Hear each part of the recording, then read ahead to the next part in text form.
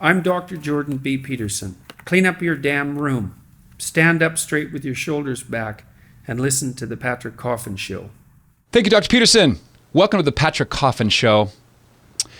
Archbishop Sheen once famously said that modern man has already fulfilled half the requirements of salvation. He's miserable. Today we're going to talk about modern misery and the failed sexual revolution. Who are the architects of the sexual revolution? Where did these people get their funding? What are their names? What were their roles? And how did the foundation that they laid 50 or 60 years ago end up blossoming, or I should say morphing, into the hashtag #MeToo movement? Today we're going to talk about it with the author of a book called The Sexual State. You're going to love it. Her name's Dr. Jennifer Roback-Morse, and my name's Patrick Coffin, and we're going to rock it soon, shortly. Don't go away. Coming up next.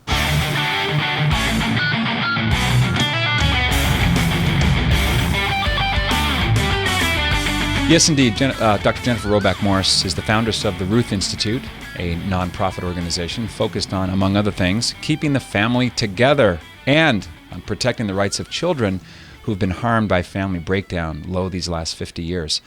Among her books, you must read Love and Economics, It Takes a Family to Raise a Village, and 101 Tips for a Happier Marriage.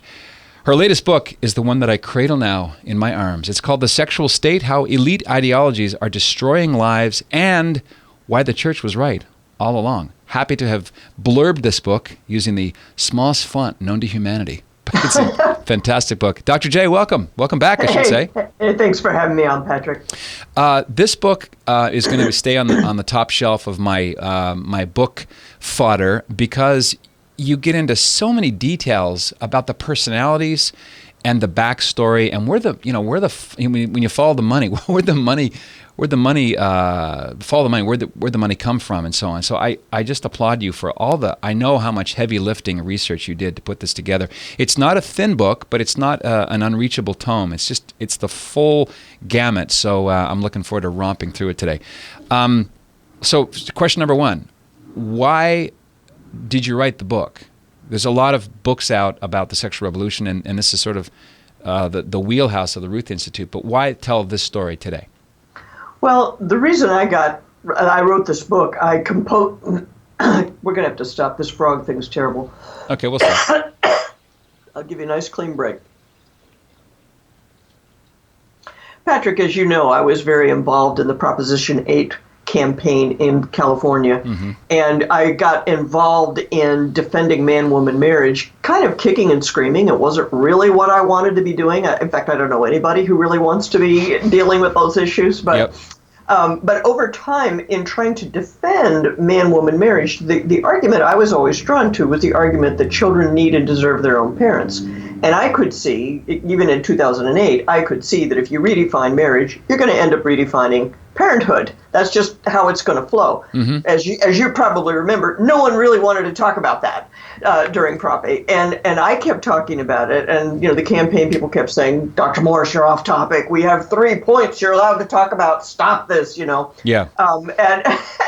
And so when the campaign was over and then we had all the court cases and all of that stuff going on, I felt drawn to continue talking about the rights of children to their parents. Well, the more you do that, the more you see that those rights have already been threatened by other aspects of our lives. And very few people, it seems to me, are willing to take on the whole burden of saying, hey, we made a wrong turn a long time ago. And so I can distinctly remember giving a talk to, I think it was an Alliance Defending Freedom gathering, and I laid out these 3 points. And I said, if you believe these 3 points, you have to believe these 3 things in order to believe gay marriage is even possible.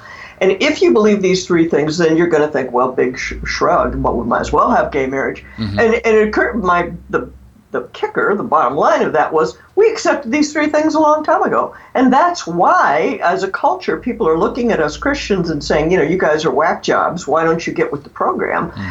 And so since in their minds they've already redefined marriage, they can't figure out why we're holding out, not going along with the gay marriage program. But I kept it just over time. I had felt more and more of a need, Patrick, to explain why these 3 points were a wrong turn, and that gay marriage was going to be institutionalizing these things further. So this book is not about gay marriage at all. In fact, there's one chapter at the very end where I bring it up. That's right. But the whole rest of the book is about the rest of the sexual revolution and why it was all a big mistake, and we need to. There's a book called Libido Dominandi by E. Michael Jones, and he posits the start of the sexual revolution in the aftermath of the Enlightenment, with thinkers that divided, or perhaps in this context, more accurate to say, divorced reason from faith.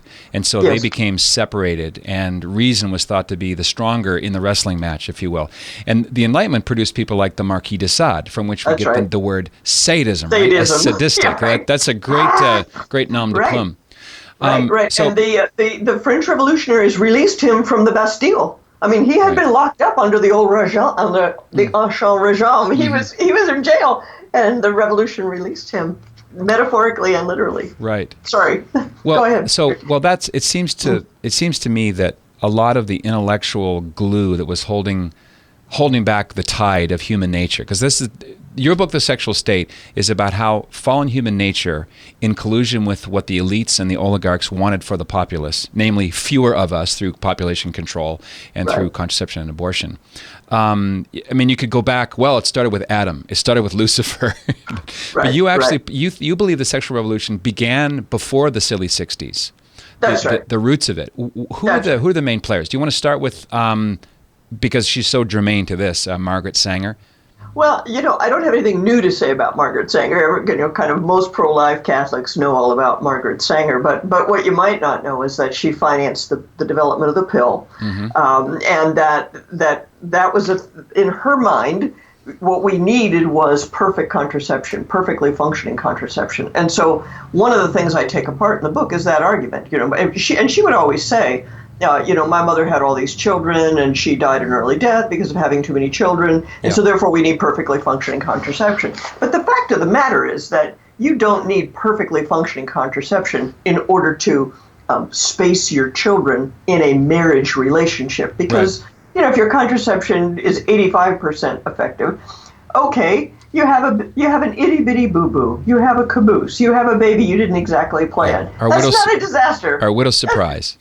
Our little itty bitty surprise. That's not a disaster. But if you're messing around with somebody you're not married to, if you're messing around with somebody that would be a terrible parent, you're not ready to be a parent, the guy's married to somebody else, now you really need 100% effective contraception. And so all along, that's what she was after, I think, in addition to her eugenics things. That all along what they were looking for was the separation of sex and babies from marriage. That was the whole thing. And I talk about that among the three ideologies, which I guess we should get to at some point. But the three pieces fit very well together, and you can see that with Margaret Sanger and her cultivation of the wealthy, such as Catherine McCormick, who put up the money, who basically gave the seed money to develop the pill.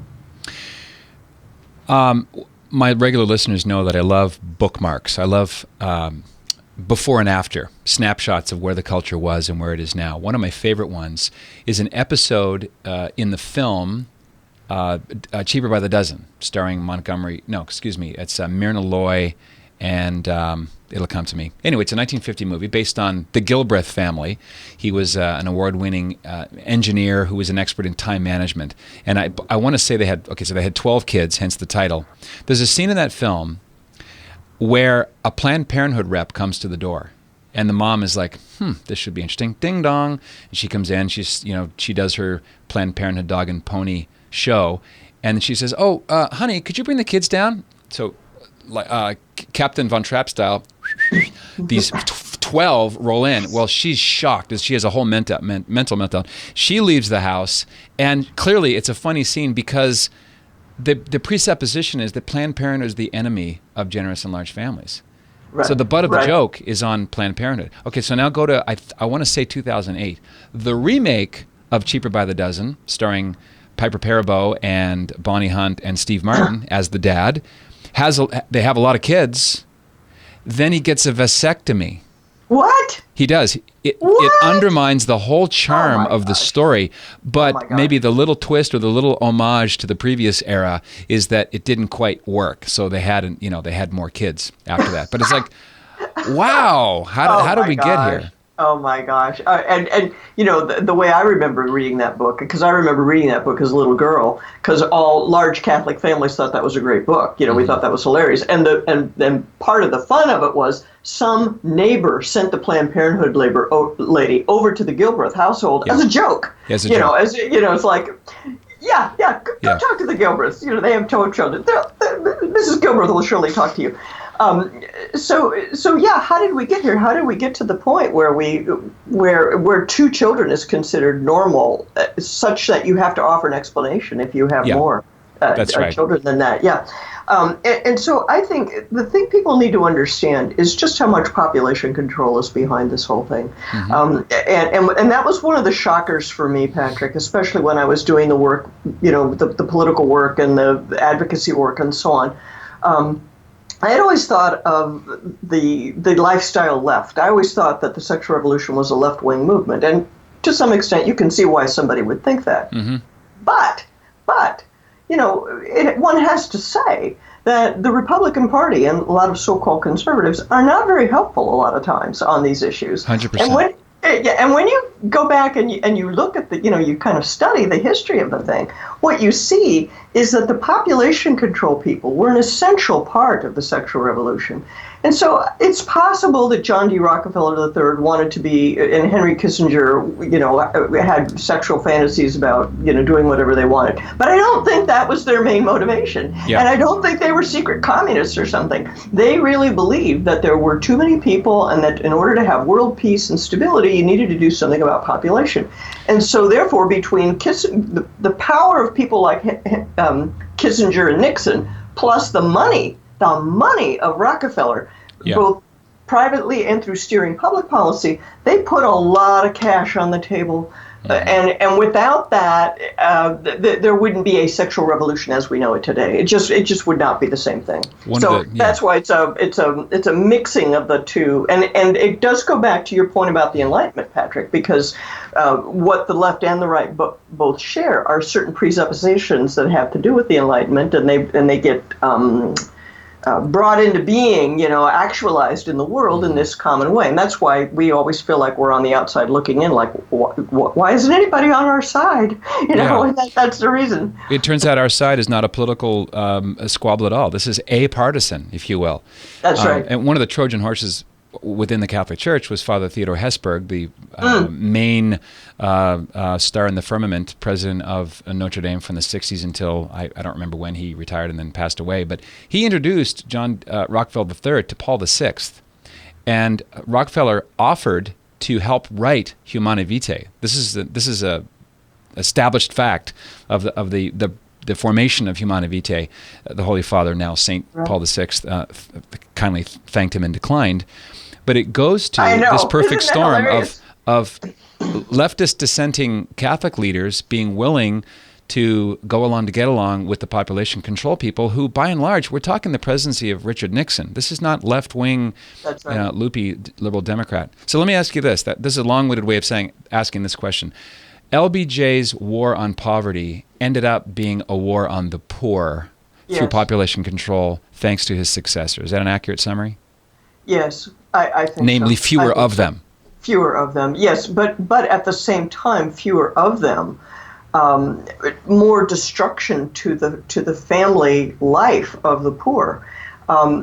People our age, I don't know how many times you've had this type of encounter, but I've encountered people, African-American people of my age group, will tell you about their parents who were married for a lifetime, who raised 10 children, who were still in love. I know guys who will tell me, my grandpa used to take me to my grandma's grave once a week because he was still in love with her. The black family was intact. It was solid. Strong fathers. It was very strong. It was very strong. And so what none of the population control people could think through, is that if you if you separate sex from procreation, which is the first of the big ideologies, the sexual revolution, if you separate sex from procreation, you're going to destabilize marriage. If you destabilize marriage, children are not going to grow up with both of their parents in the home. That's going to create another whole round of problems, including the development of the sense of male and female, including the sense of self-control and all the things that I wrote about in Love and Economics. Yep. It's hugely devastating. And, and these guys, I mean, it's almost comical to read what the War on Poverty people talked about, Patrick, because they would say, gosh, we've been giving all these people contraception, and gosh, the out-of-wedlock childbearing is worse than ever. They need more contraception, and it's like, Well, that's Exhibit A. Make the connection, yeah, we right could there. make the connection, right? Exactly. That's Exhibit A of why the common mentality that the answer to abortion is better birth control. No, right? The truth is the answer to abortion is no birth control. Right. So you lay this out as the first ideology, the idea that sex can and should be shorn from conception and babies and the adventure of parenthood. Well, that worked out pretty well for the men, who by and large were the physicians and the clinical researchers.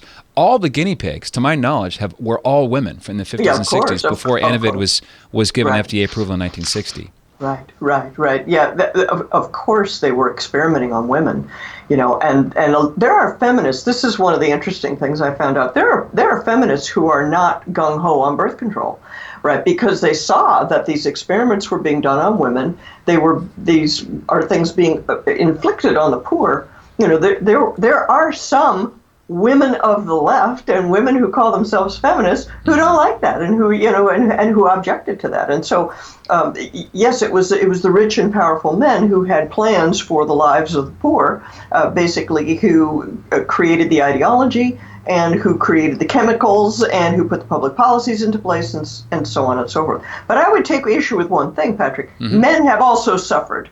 Right, there's a class of men who have done well for themselves in the sense that they get to do whatever they want. That's the Harvey Weinstein, Theodore McCarrick set of people, right? But the average guy, the beta male, if you like, the guy who's a little further down on the totem pole, what has happened to that guy? Well, if he's lucky, he gets to stay married, right? If he's lucky, his wife doesn't drag him into court. And take everything he has, So there's a whole another round of secondary consequences, which would take us into the next ideology. But yes, Let me just say for your listeners, the contraceptive ideology, the way I define it, the contraceptive ideology is the idea that a good and decent society should just separate sex from babies. And that's what it means to be a good, decent, progressive society. And once you have that idea lodged in your brain, now that's like a paradigm shift. And as long as you think it's your job to separate sex from babies, and that's your measure of goodness, right? You won't be able to see that flooding the inner city with contraception is not helping. That's counterproductive to the lives of the poor and so forth. Talk a little bit about why the law is such a key element in this war, and the law is a great teacher, but it also. I'm not sure which is the cause and which is the effect, but I want to bring up, in Chapter 4, you devote a lot to the backdrop of the 1965 Griswold versus Connecticut decision. Yes. And how most people listening, because of my book, The Contraception Deception, it's sort of a sub-theme of what I do. But who is Estelle Griswold, and what were the laws, the Comstock laws, that were overturned by the Supreme Court? Well, The Comstock laws were a series of laws that were basically anti-pornography laws, right? And so they were a clean living kind of a hygienic kind of law. He was Mr. Comstock was Protestant, right? Was Protestant. He was Protestant. He was freaked out over masturbation and pornography and that kind of thing. And that legislation, I want to say it was like 1879 or something like that it was 1873 passed. Because it lines up with Roe v. Wade. That's my mnemonic cue. That's very cool. 100 years. That's very cool. That's very interesting. Anyway, so this group of people wanted to abolish the Comstock laws. However, and they really got started doing that around 1935, and they were coming into the Connecticut state legislature year after year saying, let's repeal the Comstock laws, let's decriminalize contraception and contraceptive use. Now, And literally, Patrick, they came in every year for 30 years, and they kept getting voted down. Year after year, they kept getting voted down. And in some cases, they were pretty clear that it was those poor Catholic Italian immigrants that they were worried about having too many kids. And it came out periodically, and it particularly came out in the Supreme Court case. You could get contraception pretty much anywhere you wanted in Connecticut. You could walk into a drugstore and buy condoms. People were getting fitted with diaphragms in doctors' offices, and so the response then was, well, it's those poor people who need it. They don't have diaphragms because they can't go to the doctor. To which the priest would reply, well, gosh, why don't we make it so they can go to the doctor instead of having freestanding birth control clinics where we push contraception on them as a condition for whether they get their welfare checks or whatever, So this went on year after year. And ultimately, they did need a court case to do it. But one has to say, as I did the research for this thing, the Catholic Church kind of gave up. By 1965, Cardinal Cushing of Boston was saying, we're not going to fight this anymore. And I don't really know why for sure. I think we need a good Catholic graduate student in history to really ferret it out. But it looks to me like it's a combination of Vatican II plus Kennedy. The Kennedy presidency and so on, and people wanting to fit in and all of that. And this is also the era of Theodore Hesburgh, allowing Rockefeller to bring money to Notre Dame to put on his little population control conferences and so forth and so on. So that's all happening in the same era. And two things to note about the Griswold versus Connecticut decision. Not only did it overturn the Comstock laws passed by a Protestant legislator for a mostly Protestant America, Estelle Griswold was a New Haven, Connecticut Planned Parenthood director. So here's another tentacle of Margaret Sanger's legacy. And I'm not sure how many people are aware that the previous name of Planned Parenthood was the Birth Control League. And the second thing, in addition to Griswold's connection with Planned Parenthood, is that this magical, mystical thing that was discovered in 1965 in the Constitution called the right to privacy was the fulcrum used in 1973 to pass Roe v. Wade. That's right. The justices explicitly invoked. They called it the penumbra, right? The glow of the sun around the moon during a solar eclipse. It's not really there verbally, explicitly, but it's sort of the general gist of the thing that gave us the unlimited abortion license. That's right. And one of the things that really interested me a lot, Patrick, when I did this research, is that the pattern of the rhetoric of the sexual revolutionaries, it's all right there. It's all there in miniature, okay? So what they do is they say, all we want is this one little thing. All we want to do is make birth control available to married women who have serious health problems. That's all we want to do. All we want is... Oh, no, we don't want abortion. We don't, no. Oh, not for unmarried women. Oh, no. Not for high school students. No.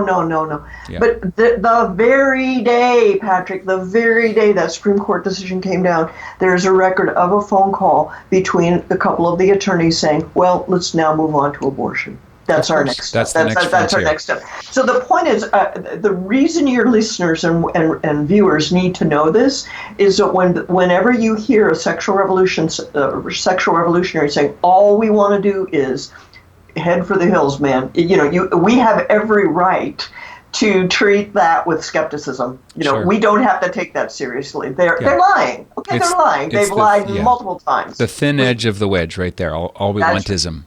That's right. That's exactly right. President Ronald Reagan, when he was the governor of California in 1969, made a decision to pass a law that he later regretted, and that's the no-fault divorce law, the first one in America. I find it interesting how the calendar lines up. 65, contraception made legal, sale, distribution, advertising. 1968, Humana Vitae comes out, reaffirming 2,000 years of Christian teaching with respect to contraception. Then the next year, you've got no-fault divorce law. The same year that Midnight Cowboy won Best Picture Oscar. This is a rated X film about a homosexual drifter starring Jon Voight and Dustin Hoffman. Only 3 years before, in 1966, the Best Oscar went to Man for All Seasons. Before that, it was The Sound of Music. So the 60s really began in 1965. But talk about how that no-fault divorce law idea acted like a virus in across American courts, and how that affected our attitude today about divorce as a temporary hookup thing with confetti and rice. Maybe perhaps I'm overplaying the card here. You mean marriage? I mean marriage, yes. Marriage is a temporary hookup with confetti and rice. That's very funny, Patrick. No, what no-fault divorce does is it obviously it means that marriage is no longer permanent, but it also means that marriage is no longer sexually exclusive, because what it means is that the principal fault is adultery. So that's no longer a cause of action, right? That's no longer a civil offense or anything. And so what no fault divorce does is to benefit the faulting party, right? And so this is another instance of the all we want to do ism. All we want to do is make divorce simpler and cheaper for the handful of people who would have gotten divorced in any case. I mean, how is my divorce going to affect your marriage? You really love your husband. How will my divorce? Well, the problem is if you change the incentives for the people who are already, the 5% or whatever it was that get divorced anyhow, you change their incentives, you change the incentives for everybody, And this is something I did figure out while I was debating gay marriage. This is where I really saw it. And I remember saying this to law students, Patrick, and seeing kind of seeing them get shook up, because I would say to them, look, we redefined marriage in 1969 when we started removing the presumption of permanence from marriage, and it wasn't supposed to be a big thing, and we had studies that showed that the kids would all be fine, and that turned out to be untrue. In every particular, it turned out to be untrue, and because we know now the kids are harmed by their parents' divorce. And that's when I would really see the law students, start to get their stomachs get queasy, because a lot of them have already been through their parents' divorces, and they know perfectly well that divorce is harmful to children. They lived that one, so they're not going to buy that line, that, oh, well, we all got over it. It was fine. It was great. They were happier, so we were happier. They didn't buy any of that.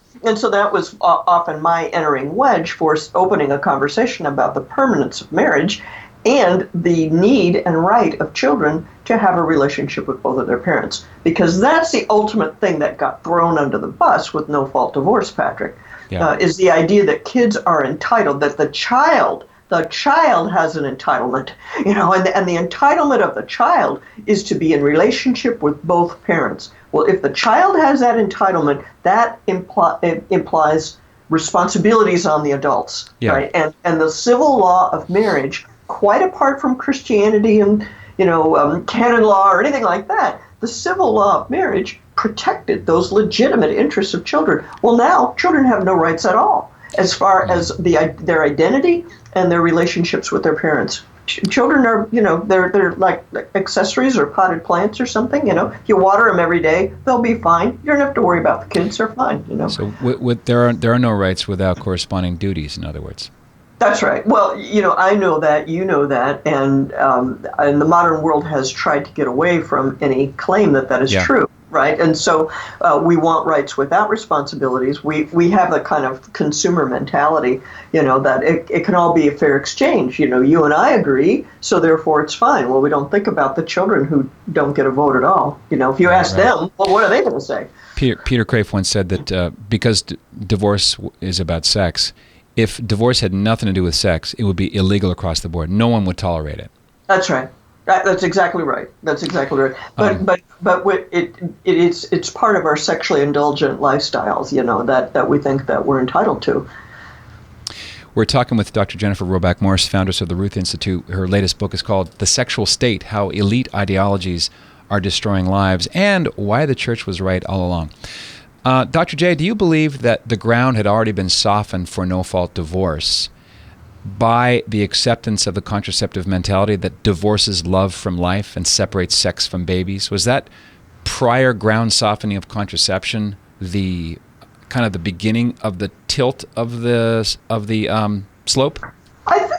Yes and no, Patrick. And what I mean by that is that the time frame was too short for that to really sink in. But what I do think is true is that one of the things that laid the groundwork for both of those things is in common to it, okay? And so that's the work of Alfred Kinsey, basically telling everybody that you're a chump if you are sexually restrained, that people need to have sex. If you don't have sex, something bad, you're going to be psychically messed up or whatever. And by the way, your friends and neighbors really are all cheating on their spouses, and they really are all doing this, and you're just being left behind. And so that softened the ground for both of those things, right? Because if you think that sexual activity is an entitlement, then you got to do something about the babies, right? And so step one is we eliminate them from the equation through contraception. Step two is if any of them get through,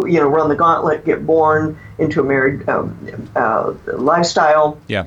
That does not impinge on the parents' right to recouple if they so choose. So in that sense, that kind of turning sexual activity into a recreational good laid the groundwork for both of those things. So that's the way I would answer your question. And now the two things, the divorce ideology, the contraceptive ideology, they're hand in glove now.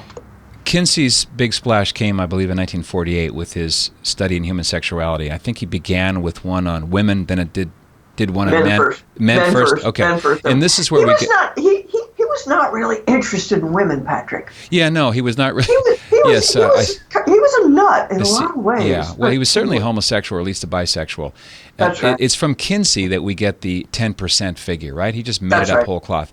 That's right. His dad has been thoroughly multiple times refuted. Start the list with the work of Judith Reisman. Kinsey also was not above abusing toddlers, provoking orgasms in babies. People are not aware of how deeply went Kinsey's pathologies. And people like Hugh Hefner, who in 1953 came out with the first episode of the first issue of Playboy, Kinsey was one of his First Amendment rights icons. Right. And the nexus of what Hugh Hefner was trying to do and the goods that Alfred Kinsey was trying to sell culminated in, I want to say it's 1957. It's the Roth versus the U.S. Supreme Court decision, which redefined obscenity, took it out of that realm and put it under the protection of First Amendment rights. You can draw a straight line from that to Larry Flynt and the film The People versus Larry Flynt, where all of a sudden pornographers who used to be shunned are now First Amendment free speech heroes. That's right. That's right. I don't really deal with that line of cases in this particular book. I had enough to do. Sure. Plus it's icky. I deal with icky stuff, though, Patrick. That doesn't necessarily stop me if I think it has to be dealt with. But the one thing I do want to, you may have left a slightly misleading impression, is Kinsey, as far as I know, Kinsey himself didn't masturbate babies, but he gathered data from a couple of, from guys who did. So he was fascinated by sex offenders, and he felt that they were misunderstood. You see, he felt bad for them, and so he would interview them in prison and so on. And he had one informant whose name I can't remember, but he's like Mr. X or something like that. That one informant kept very careful notes of what he did with the babies and how many orgasms the children had.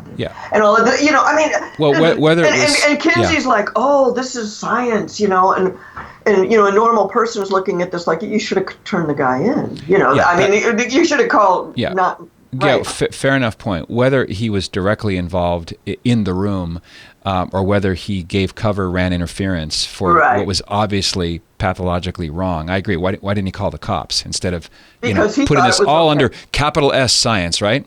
Because he thought it was okay. And I think in today's day of dealing with sex scandals in the church, if you want to get instantly creeped out, listen to some Catholic clergy saying, oh, well, it's not that big of a deal. And just picture Alfred Kinsey, and picture those two together. And that will get you out of bed and get you up to your desk or on the phone to do something, because this cannot be allowed to go on. I mean, that pathological mindset that says that sex is a recreational activity, that's what Kinsey supported. That's what Kinsey created, okay? And that's the payoff to all of these people. That's the payoff to Harvey Weinstein and why he makes the kind of films he makes. That's the payoff to the people in the media and the people in politics and the kind of policies that they promote. It's the payoff to some of the people in the church who are dissenting from church teaching. That we get to do what we want. We are the men at the top, and it's not that big a deal, and we're entitled and so on. And doggone it, the church's teaching is correct. Not the behavior of every churchman, but the church's teaching, which says every single human being is a precious child of God and is a temple of the Holy Spirit. And we don't have a right to be messing around with people's bodies. We don't have a right to do that. And when you look across history and across cultures, many cultures in different times and places have no problem with child sexual abuse. They have no problem with all kinds of things that we would consider abhorrent. It's Christianity that taught us that these things are abhorrent, and that women should be treated with respect and that weak persons should be treated with respect. It's Christianity that taught that. And for us to just throw it away or to be indifferent as it slides away, that's horrible. That's horrible. Yeah. I know that. Sorry, that all happened since I wrote the book. Yeah, no kidding. Yeah, it's like you have to play whack-a-mole with the next thing that the culture coughs up out of the ground. I know. I know you've debated a lot of people in various forums, or I guess the Latin word is fora, plural for forum, who are very happy for the Obergefell-Hodges redefinition of marriage decision by the Supreme Court in 2015. Do you believe that because we've already excluded children from marriage in our kind of default presuppositional definition of marriage, that marriage is really an emotional bond between two people, and because of contraception, children are no longer the fruit and crown of that. There's sort of an additional thing. It would be very nice if you're into that sort of thing. That's right. Are you surprised that Obergefell-Hodges took so long to get defined? Well, once you put the pieces together, it is surprising it didn't happen faster. Okay, and so the three ideologies that I talk about and that I discovered at that ADF conference that day, the contraceptive ideology is the first one. That says that sex doesn't really matter very much. You can do whatever you want; it's fine. The second one is the divorce ideology, which says kids are sort of, the kids will be fine. Don't worry about the kid. The kids will be fine. You mean as victims of divorce? Victims of, there are no victims to divorce. Victims in scare quotes, right? Yeah, victims. It's a victimless crime, So marriage isn't actually that significant. I mean, that's really what the divorce ideology says, that marriage itself is not that significant. And then finally, we have what I call the gender ideology, which is a confluence of feminism plus transgenderism that has morphed into some various ways. But basically, that's saying that the sex of the body isn't very important.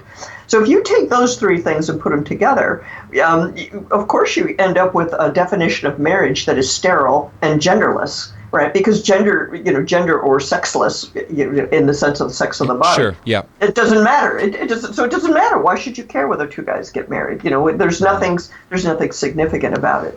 Yeah, and so that's what I think, that combination of things made gay marriage inevitable in a sense, and it also explains why so many people invested so much in promoting the redefinition of marriage, because Obergefell pushed the ball forward on all of those fronts. See, Obergefell deeply undermined the notion of male and female as significant categories. Right, and I could see that was going to happen, and I think a lot of the radicals saw that it was going to happen. But I think Mr. and Mrs. Liberal Catholic, Mr. and Mrs. Average Voter, they had no clue that the consequence of gay marriage would be removing male and female from law, right? They had no clue that was going to be the case, right? They were just, my nephew's gay, I want him to be happy, and they didn't go any further than that, and that's what we're dealing with now. That's why it turned so quickly to transgenderism,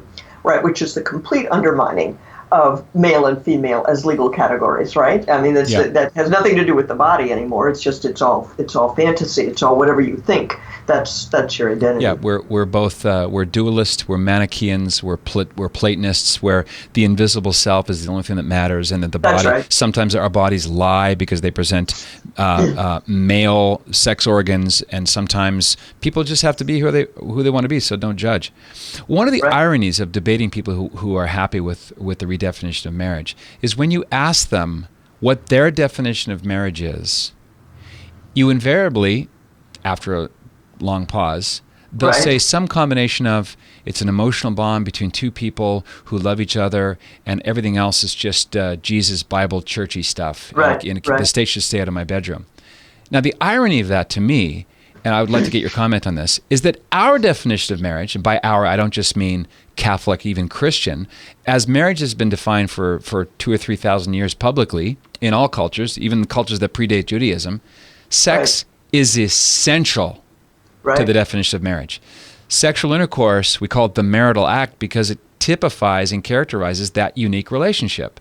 So we're the ones in the end who are pro-sex. And their definition is sexless in the sense of sexual experienceless. That's just a rich irony to me. It's hilarious. It'd be hilarious if it weren't so sad. But I distinctly remember doing a talk at Stanford one time, and a student brought this up, and said pretty much what you just said. And so I said to the student, I said, well, let me ask you this: you want marriage equality? What act do you think should consummate the marriage? And should it be the equal act? Is there some equal act between a male-female couple and a male-male couple or a female-female couple? What constitutes the consummation of the marriage? Mm-hmm. And she looked at me and said, well, you don't need to have sex as part of marriage. And I said, there it is. Okay. I said, okay, thank you for saying that. That's what I've been getting at. But I want you to understand that if you take that position, please don't tell me that this is a minor redefinition of marriage. That's major. That's a major redefinition of marriage, right? You've completely undermined what the thing was all about, Yeah, and on that definition, what would be wrong with adult male siblings getting married? Oh, nothing, of course. But don't you think it's interesting, Patrick, that they didn't move to those consequences right away? In other words, the activists.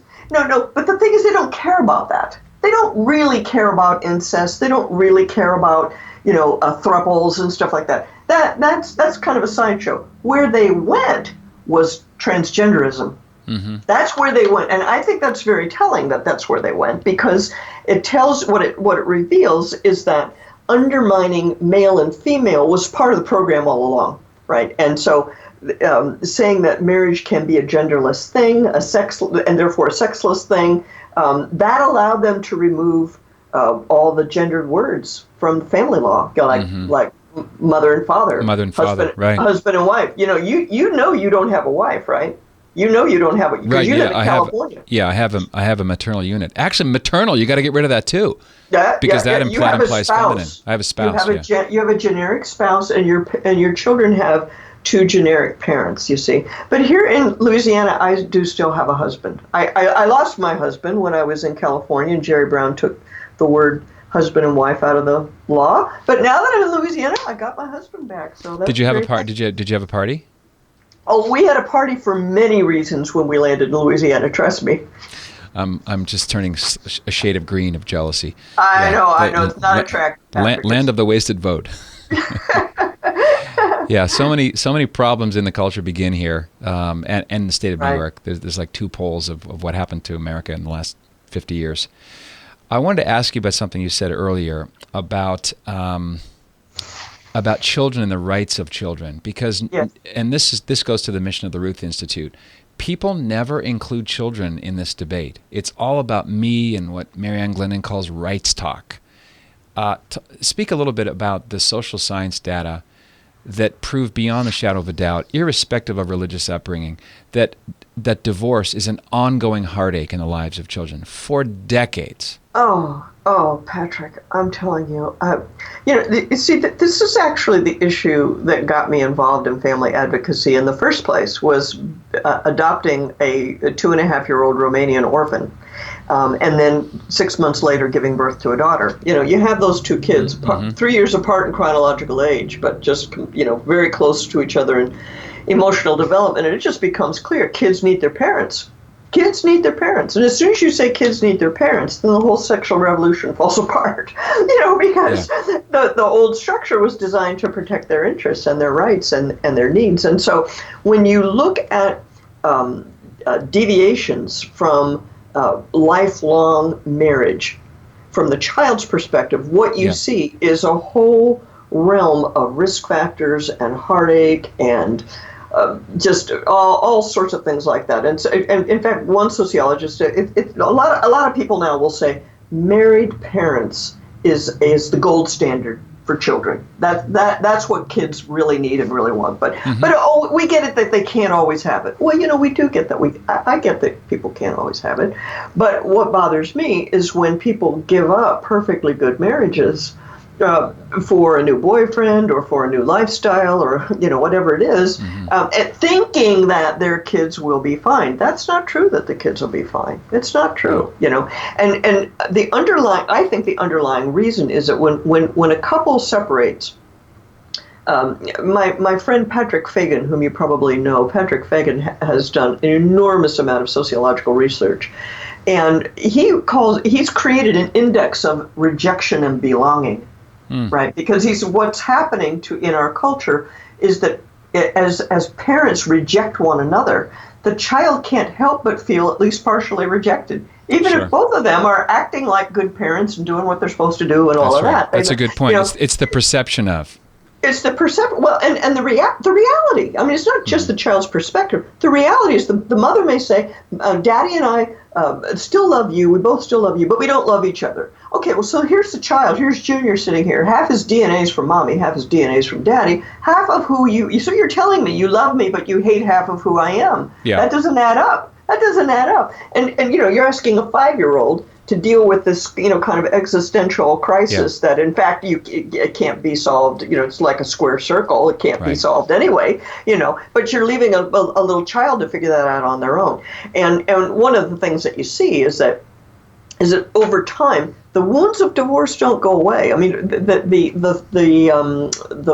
fiction that people spun was that, they'll get over it, they'll adjust. Yeah. We modern people have figured this all out. That was all archaic and unnecessary. Well, actually, what we found out was in the 25-year study, the landmark 25-year study of divorce, what Judith Wallerstein found out is that it's not true that the kids get over it. What happens is that the insecurities and the problems and the trust issues and the self-doubt and all of those things, they crescendo in young adulthood when you're trying to form your own relationships. That's when it gets the worst. We're leaving these poor kids on their own to figure all this out and giving them happy talk, giving them propaganda. And that's supposed to be good. No, I'm sorry, I'm out of control. It really makes me upset, Patrick. It really makes me upset. This is why Layla Miller compiled the book Primal Loss, 70 stories. It's all the same basic story. That the kiddos aren't okay. One of the and we'll just end with this because it's a nice way to put a red bow on our conversation. I wish we had 4. Can you stay for 4 more hours? I wrote the foreword to her book. Yes. Yeah. I'm in her book. I'm going to put that. I'm going to put that in the show notes. Just to brag. It's totally endorse Lila Miller. She was on the show, and it's a very courageous book. And the heartbreaking anecdote for me is the woman who, when she learned that her dad had died, and this is a woman who's in her middle age time, when she learned that he died, she thought right off the bat, "Oh, I guess mom and dad aren't getting back together." Yeah. But seed never dies. Yeah. In so many. Yeah, I hear it all the time. I hear that all the time. Well, thanks for being part of the solution and the light through the Ruth Institute. I want to give the website out for folks to visit. It's www.ruthinstitute.org. Get this book. Get 2, because you're either going to lose one or give it away. It's called The Sexual State. Here, okay, we'll rehearse. On 1, 2, 3, hold it up. The Sexual State, How Elite Ideologies Are Destroying Lives and Why the Church Was Right All Along. Fantastic book. It's just I call it the handbook for the serious culture builder. And thanks for being a gift and for coming back on the show, Jennifer. It's an honor. I always learn a ton. Well, thank you so much for having me, Patrick. And I hope your listeners enjoy the book and this program. All right. Hope to see you again. Say hi to your new husband, Rob, okay? Oh, yes, I will. I'll tell him. This is the Patrick Coffin Show. Be a saint. What else is there? Hey, this is Patrick Coffin. If you like what you see and hear and you want to see and hear more, consider joining Coffin Nation as a full member. Just click right here and find out more about what that means. Nipsey, my fedora. That's Coffin Nation, the world's largest online community of culture builders. Click right here. See you on the inside.